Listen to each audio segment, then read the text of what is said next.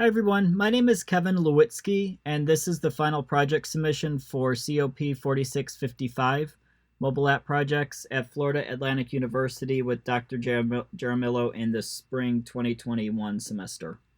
This app allows users to search for stocks. They can see key details such as price and save their favorite stocks to a personal portfolio.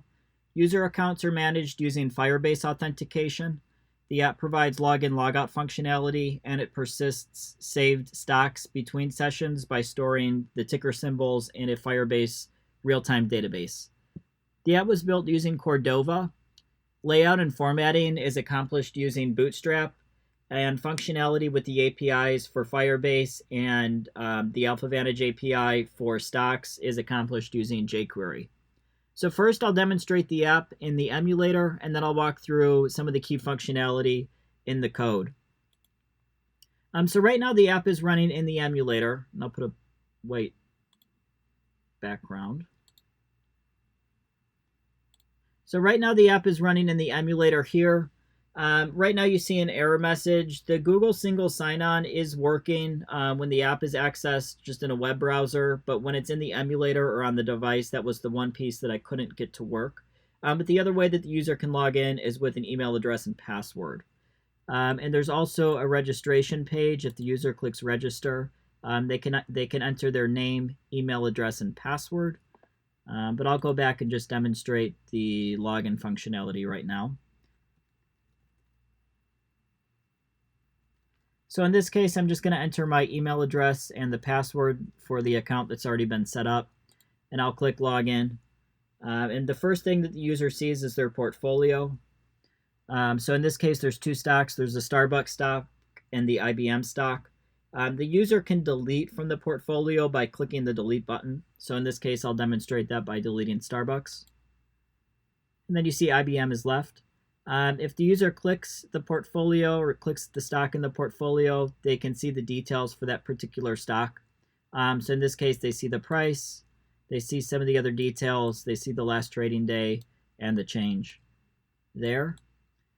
And there's a message displayed that IBM is already in the portfolio. If the stock's not already in the portfolio, then there would be a button there that would allow the user to add the stock. So I'll demonstrate that next. So if I go to the menu and click search, I can search for anything. So in this case, let me search for Microsoft. So there's two ways I can search. I can search by name,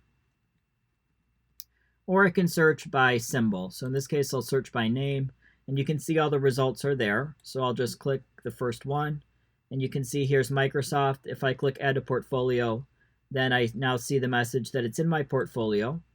And I can click the menu to go back to the portfolio, and I'll see that it's been added here.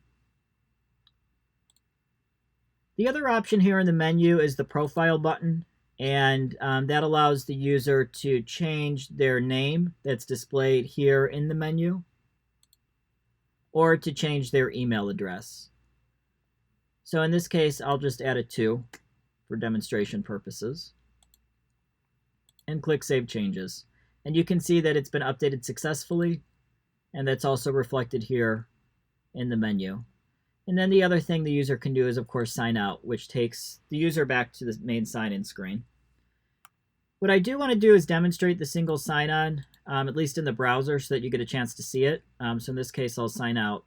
And I'll click that Sign In with Google button, and this will take me over to the Google sign-on page. So in this case, I select which account I want to log in with. So I'll select my FAU account. And then I'll be logged into my portfolio, where you can see that I have, in this case, for this particular account, there were 3 stocks that were saved. Next, I'll go through some of the code. So as I mentioned before, this was implemented using Cordova. And there's 6 pages. So the first page is the index page, and that is the page that the user sees for the sign-in screen. And as I mentioned before, there's 2 ways that the user can sign in. The first is with the username and password. And there's a set of functions with Firebase authentication that are used to validate that the username and password that were entered by the user are correct. So if those are validated, then this function returns a unique user ID that identifies the user's account.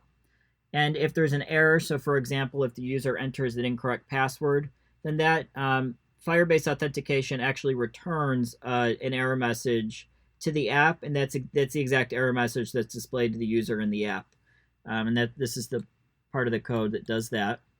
And then, of course, there's the option to log in with Google, and if the user clicks that button, then there's a redirect over to Google to sign in, and then this function here checks the results from that, and if the function gets a credential, then that credential contains the user ID, which is used to track the user, and if it's not successful, then we display the error message to the user. There's a registration page, and this allows the user to register by entering a username and password. So just like with login, we pass the username and password over to Firebase authentication. And if it's successful, then the user's logged in. And if it's not successful, then we display that error message to the user. The home page is the portfolio page that's displayed after the user logs in. It's the first page that they see after they log in. And in this case, there's two things that we're doing. One is that we're getting all of the stocks that were saved for the user to the database. And this is what this part of the code is doing. And then the other thing we do here is we have a function that deletes from the database. So if the user clicks that delete button, then we identify the specific entry based on the key, and we delete it from the database using an API here. The search page allows the user to search for stocks. So they enter their search term in the input field, they click the search button, and that is passed through an API over to AlphaVantage. And then AlphaVantage returns a JSON object that contains the results from the query. And then that JSON object is parsed, and the results are displayed on the search screen. The quote page is what displays the stock details.